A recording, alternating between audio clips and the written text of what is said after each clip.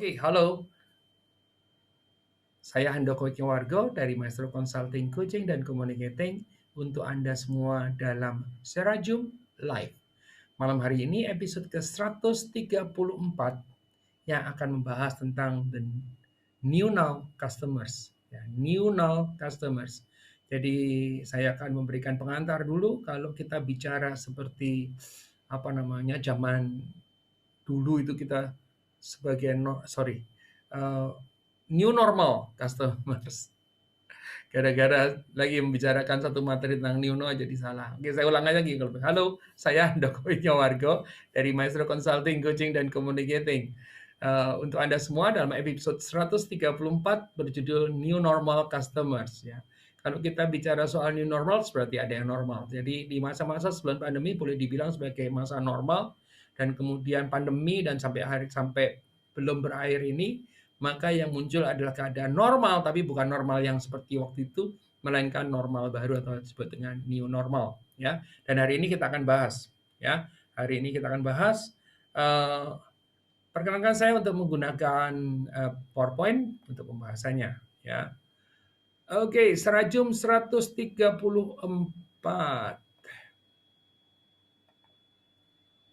Sudah di tempat Anda?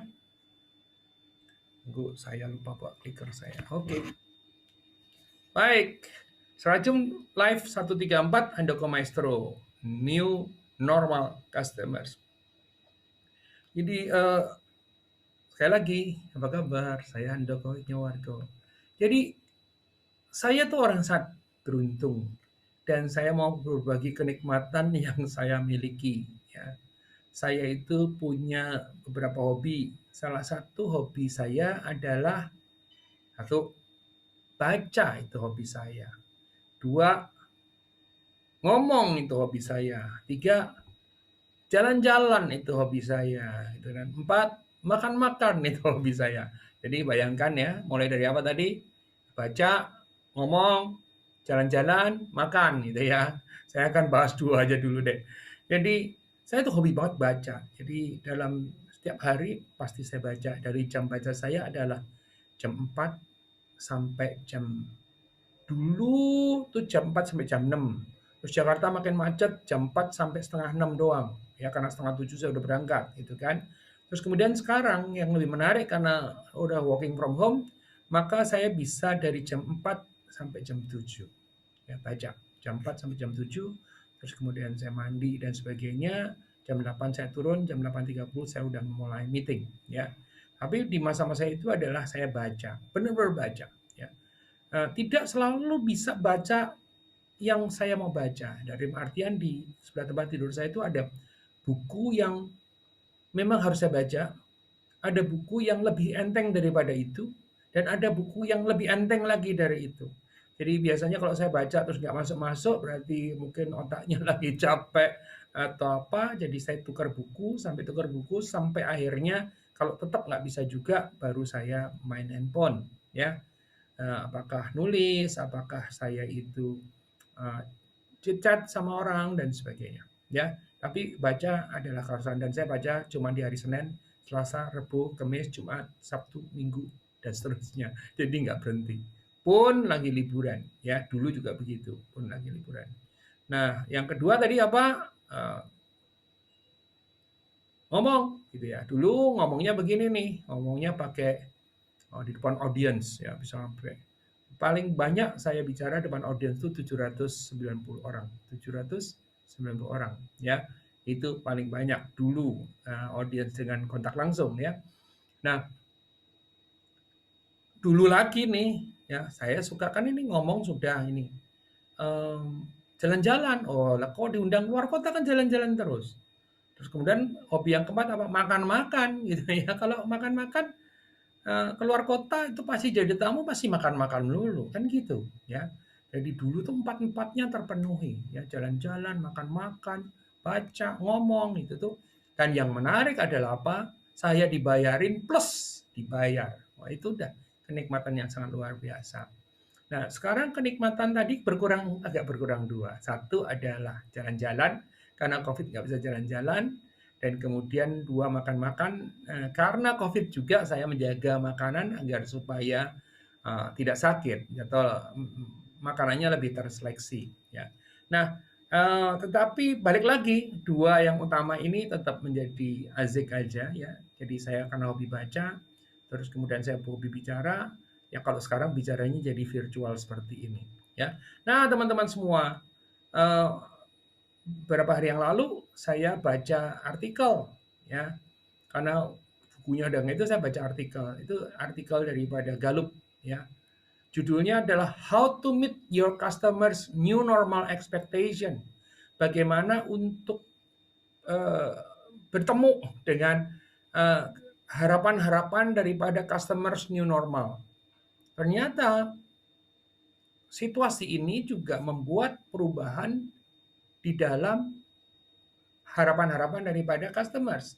Nah, untuk itu berarti kita itu harus menyesuaikan. Kalau enggak, ya tadi itu bisa jadi masalah gitu kan, bisa jadi binasa, bisa jadi tiada kan gitu ya.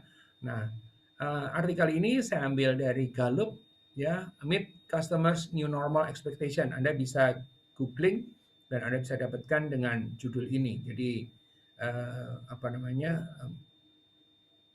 Saya baca, saya tertarik, dan kemudian saya minta, saya bikin catatan-catatan, dan saya minta Maestro Angel salah satunya untuk menyiapkan untuk saya, ya. Itu enaknya ya. Jadi baca, terus kemudian ada yang nulisin, terus kemudian saya tinggal presentasi. Jadi itulah kenikmatan yang tadi saya ceritakan. Nah, story highlight-nya daripada materi ini adalah satu, bisnis menghadapi tantangan yang membawa pelanggan ke periode yang tidak pasti. Jadi yang tidak pasti bukan hanya sekedar siapa namanya kita sebagai produser barangkali, tetapi juga pelanggan juga tidak pasti. Kita sebagai pelanggan terhadap produser yang lain pun juga begitu sama. Ya, analisis pelanggan dapat membantu bisnis menyusun strategi. Jadi mesti melakukan yang namanya analisis pelanggan. Ya, data yang tepat dapat mengidentifikasikan pelanggan yang berharga dan kebutuhan mereka yang belum terpenuhi.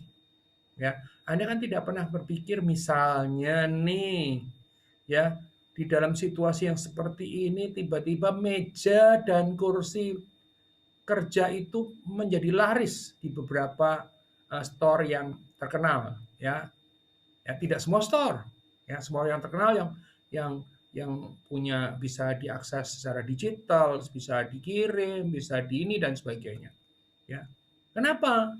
Ya katanya orang nggak ngantor. Kenapa kok perlengkapan meja kursi kantor menjadi tinggi? Ya, nah ini contohnya yang paling sederhana adalah apa? Karena orang bikin kantor di rumah. Ya, dia yang tadinya nggak punya meja untuk kerja, dia harus punya meja kerja. Dia tadinya nggak ada bangku yang ergonomik, jadi terpaksa harus punya bangku ergonomik. Ini hanya contoh-contoh yang sederhana, tetapi bisa dibaca dia. Ya, dia bisa mengidentifikasikan pelanggan yang berharga dan kebutuhan mereka yang belum terpenuhi. Ya, bahkan kepada itu bisa jadi ditawarkan yang namanya ring lamp. Dulu nggak pernah kepikiran ring lamp. Barangkali ring lamp yang ada itu dipakai buat wanita-wanita untuk dandan. Sekarang pria punya ring lamp tidak untuk dandan, tapi untuk bisa acara seperti ini dengan kualitas gambar yang relatif bagus. Ya, Anda juga ada masa di mana nyari yang namanya webcam sulitnya setengah mati. Ya, itu yang terjadi. Nah, menarik pelanggan merupakan tantangan terbesar selama pandemi COVID-19 ini. Kenapa? Pelanggannya nggak tahu ada di mana. Ya, kalau dulu kita jualan di daerah yang ada trafficnya, orang dari tadinya nggak tahu jadi tahu gitu kan. Sekarang kan enggak. Ya kalau kita bicara, oh tapi kan bisa beriklan. Nah, kalau dulu beriklan lewat koran nggak bisa lagi, beriklan lewat sosial media. Tapi kan sekarang terjadi information overflow, berlebihan semuanya ada, gitu kan. Ada organisasi yang menggunakan tantangan ini sebagai peluang untuk lebih memahami siapa pelanggan mereka dan apa yang mereka inginkan. Ya, saya pernah bicara dengan satu university, rektor sebuah university, yang dia cerita bahwa keunggulan yang dia munculkan dulu itu menjadi tidak ada artinya apa-apa begitu pandemi tiba. Salah satunya adalah apa, university itu jarang-jarang yang ada dan dia punya namanya boarding, apa namanya, asrama, ya. Nah, asrama ini kan dulu jadi keunggulan. Ya sekarang siapa yang mau tinggal di asrama? Kan gitu, ya. Jadi kehilangan keunggulannya mendadak. dia juga punya namanya kawasan industri yang mendukung, sehingga orang-orang yang sekolah itu bisa praktek, bisa kuliah kerja nyata atau apapun juga namanya. Sekarang nggak ada juga, perusahaannya juga nggak mau, pada takut juga, orang juga nggak ada gitu kan.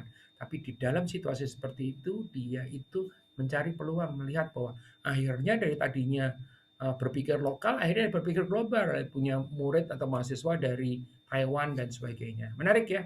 Menarik. Oke, nanti kalau saya ceritanya kepanjangan jadi akhirnya nggak selesai nih.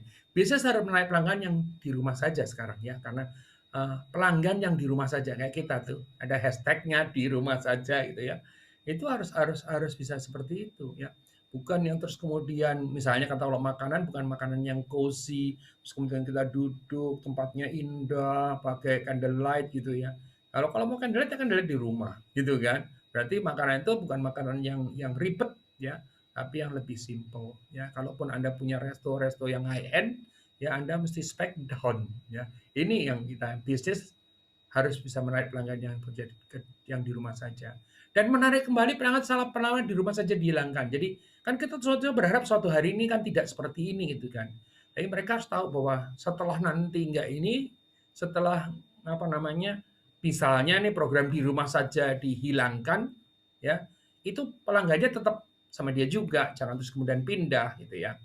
Nah, pelanggan dapat mengurangi pengeluaran untuk mengantisipasi masa depan yang tidak pasti. Ya, kalau kalau boleh diumpamakan ya, kalau kita punya needs and wants, coba Anda pikirkan. Lebih banyak dalam kehidupan Anda itu memenuhi wants dibanding needs. Ya, kita beli sesuatu dan kita tidak pakai. Tapi karena apa? Ya, pengen beli, bukan butuh. Oke? Okay? Nah, itu yang terjadi. Nah, sekarang ini orang mulai mikir, yang needs aja kalau bisa di spec down, kalau bisa di minimize, kalau emang nggak harus beli gitu kan. Karena dia harus berpikir bahwa, waduh, ini bukan sprint nih, ini maraton ini. Ya, belum tahu sampai kapan ini akan berakhir. Ya, para pemimpin yang optimis percaya bahwa gangguan virus corona akan segera menjadi kenangan. Ada yang percaya seperti itu. Loh, kita harus punya harapan seperti itu ya. Tetapi berdasar penelitian si Gallup ini mengungkapkan bahwa hal itu dapat memiliki efek jangka panjang pada perilaku konsumen. Jadi perilaku konsumennya akan berubah. Kalau mungkin waktu itu kejadian seminggu, 2 minggu, atau sebulan, 2 bulan, mungkin aja bisa dengan cepat kembali ke masa sebelumnya. Tetapi yang ini enggak. Orang mungkin membeli secara berbeda. Ya, seperti yang saya rasakan sendiri misalnya, ya beli apa-apa sekarang lewat online aja lah pakai jempol kita, ya. Bahkan saya sekarang megang duit aja risih, ya. Coba bayangkan, megang duit aja risih. Kenapa? Ya sudah terbiasa tidak pakai uang semuanya menggunakan menggunakan e-money, ya, atau apapun namanya itu.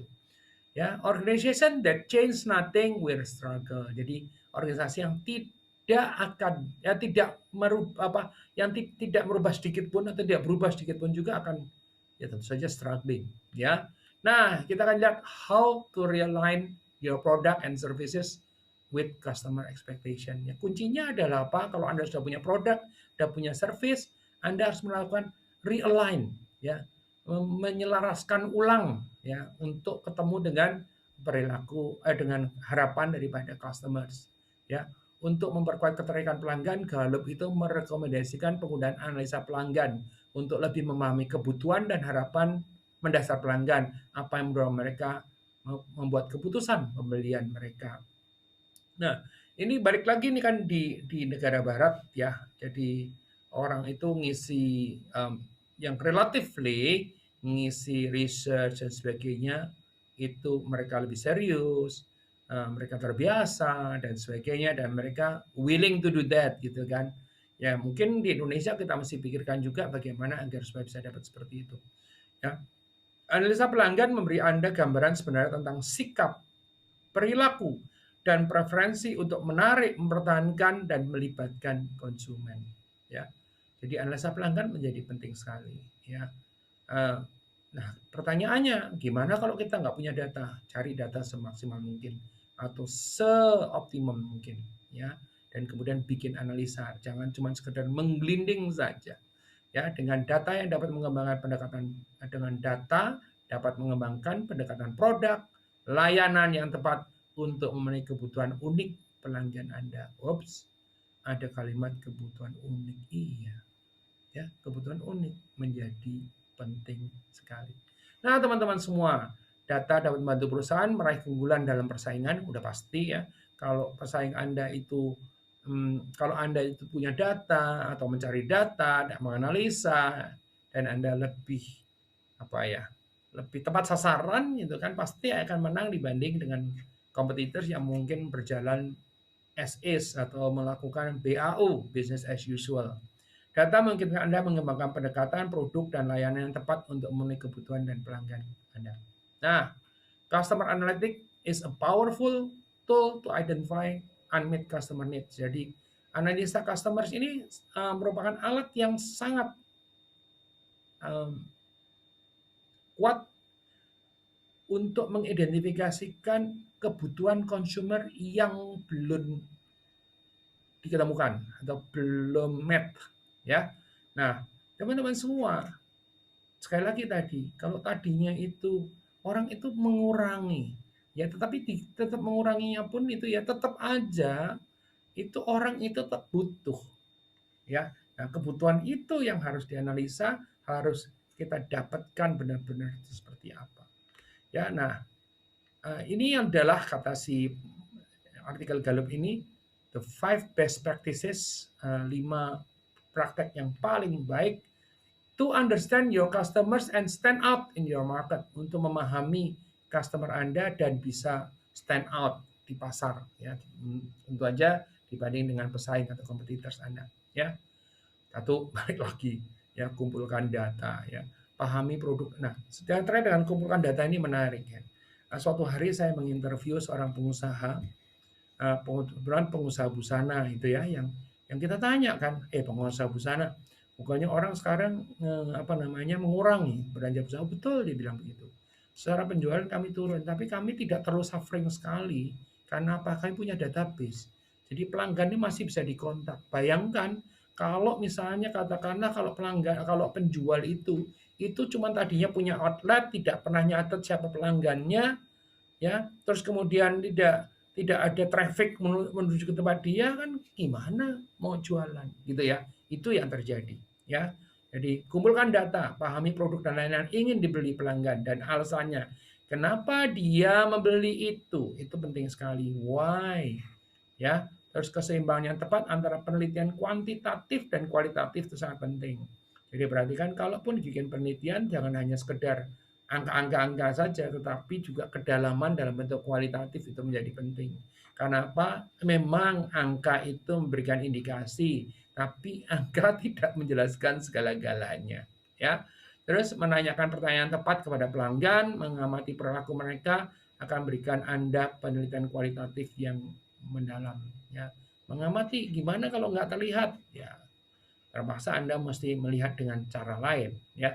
Pemimpin harus beralih dari memiliki lebih banyak data menjadi memiliki data yang benar. Bukan banyak yang penting, tapi datanya benar. Kalau banyak dan benar, itu yang paling bagus. Tentukan pembeda atau diferensiatornya. Di hari begini, ya, Anda nggak punya diferensiator, nggak tahu persis bagaimana membedakan diri dibanding yang ada, ya lewat. Ya, kenapa? Nanti akhirnya ujungnya orang membandingkan sekedar harga doang, kan gitu. Identifikasi variabel yang mempengaruhi kapan dan bagaimana pelanggan Anda membuat keputusan pembelian. Ya, kelompokkan pelanggan menurut karakteristik, preferensi, kebutuhan, dan perilaku yang disukai, dan sesuaikan pendekatan Anda dengan di setiap kelompok. Ya, ini menjadi penting sekali, ya. Terus kemudian pahami peran emosi. Iya, di era seperti sekarang ini tidak semuanya pakai rasio, ya. Penelitiannya si Gallup ini menemukan bahwa pelanggan 70% keputusan pembelian berdasarkan emosi. Coba contoh yang paling sederhana, ya. Pernah nggak sih Anda membeli sesuatu, ya, bukan karena Anda butuh, ya, bukan karena Anda pengen juga, tetapi Anda beli karena Anda kasihan sama yang jualan. Pernah? Pernah, ya. Ini urusannya apa? Urusannya emosi. Aduh, aku nggak butuh sebetulnya. tapi aku pengen nolong dia, ya dengan cara yang tetap terhormat, yaitu dengan membeli produknya, ya. Saya secara rutin itu membeli dari orang-orang yang saya kenal karena saya tahu mereka itu membutuhkan itu. Tapi saya juga menjauhin orang-orang yang mengejar-ngejar saya hanya semata-mata agar supaya dibeli. Nah, urusannya apa? Emosi lagi, ya. Tidak menyenangkan soalnya jadinya. Mengungkap komponen emosional yang mendorong pelanggan Anda untuk membeli produk dan layanan Anda akan membantu Anda memprioritaskan upaya pemasaran Anda. Ya, itu yang terjadi. Dan nomor 4, identifikasi pelanggan Anda yang paling berharga. Siapa sih? Mengetahui pelanggan mana yang memiliki korelasi kuat dengan pertumbuhan dan profitabilitas. Ya hari gini semuanya dilayanin, pusing kepala ya. Dan Anda mesti tahu bahwa dalam kehidupan seperti sekarang ini, terutama kalau buat kami yang jualan jasa, banyak yang CNN, cuma nanya-nanya. Nah, cuma nanya-nanya ini berat, berat atau bahkan dibilang berat sekali. Ya, dapat membantu Anda mengalokasikan sumber daya yang langka dengan efisien. Apa sumber daya langka? Semuanya langka. Ya, energi juga langka. Ya, uang juga langka, tenaga juga langka, pikiran juga langka gitu kan. Sekarang ini untuk menghasilkan hasil yang sama dengan sebelumnya, itu kita bisa 4-5 kali lipat usahanya lebih besar dibanding dulu. Ya, itu kalau dapat. Nah, kalau nggak dapat, hilanglah itu semua gitu ya. Nah, nomor 5 yang terakhir ya yaitu kembangkan strategi masuk pasar. Gunakan saluran pelanggan yang tepat. Ya, itu kalau berupa produk ya. Sesuaikan komunikasi Anda dengan proporsi nilai yang paling relevan untuk setiap segmen pelanggan. Nah, ini nggak gampang nih bikin apa namanya value proposition ya.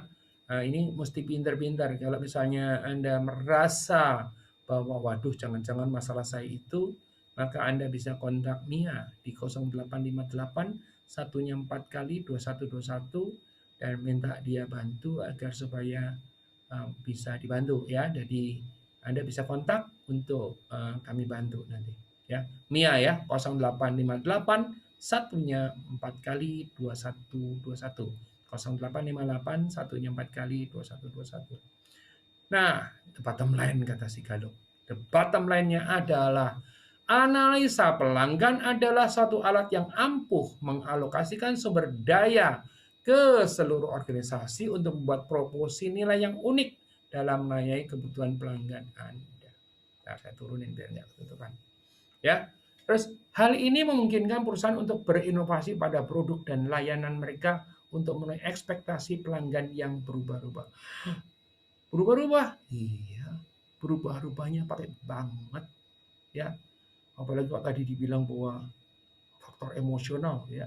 Emosionalnya juga berubah-ubah pakai banget gitu kan. Ya, jadi yang rasanya kita sudah giring sampai ke ujung tiba-tiba perubahan. Waduh. Habis itu tenaga, pikiran dan juga apa aja biaya juga yang kita sudah keluarkan dan waktu yang pasti ya. Terus perusahaan yang dapat beradaptasi dan menciptakan pengalaman pelanggan kelas dunia akan muncul lebih kuat di saat yang krisis. Itu kata si Gallup. Nah, Gallup, how to meet your customers, new normal expectation. Dia membahas tentang pentingnya data ya, pentingnya data, pentingnya analisa data. Dia membahas tentang apa namanya perubahan daripada perilaku konsumen dan perubahan itu serius, berubah-ubah banget gitu ya. Dan yang dia tawarkan adalah 5 hal yang penting sekali tadi ya. Nah, kalau Anda yang ketinggalan atau baru masuk dan pengen nonton lagi, silakan ikutin di akun YouTube Maestro Channels, di Andoko Maestro ya. Nah, kalau di Maestro Channels ini nanti akunnya isinya adalah inspirasi. Kalau di Andoko Maestro isinya adalah edukasi. Nah, teman-teman semua, terima kasih sementara ini. Saya akan tutup. Ya, semoga Anda semua sehat. Semoga Anda semua sejahtera. Ya, selalu berharap, selalu berdoa, dan bersyukur seberapapun keadaan buruknya, karena hanya dengan itu maka kita bisa lewatin ini semua menuju ke kehidupan yang jauh lebih baik dibanding saat ini. Ya, teman-teman semua, eee, saya ada di sini karena Anda ada di sana, dan saya mengucapkan terima kasih karena tentu saja harapan saya adalah apa yang saya sampaikan ini memberi manfaat untuk Anda semua. Ya, perhatikan customer-nya berubah. Perhatikan jangan cuma asal berubah juga menghadapi customer yang berubah, tapi cari data ya agar supaya dengan data tadi bisa kita analisa dengan baik dan menentukan arah mana ya, mencari diferensiatornya ya, terus kemudian dari diferensiator tadi jadi kita tidak hanya sama dengan yang lain. Oke, dari saya sementara itu ya. Saya Handoko Wikiwargo dari Maestro Consulting, Coaching, dan Communicating untuk Anda semua dalam Serajum Live, acara yang merupakan corporate social responsibility ya, yang dihadirkan untuk Anda dari Maestro Consulting, Coaching, Communicating ya, dan disiarkan langsung dari Maestro Studio Rumah Betawi di Jakarta. Salam.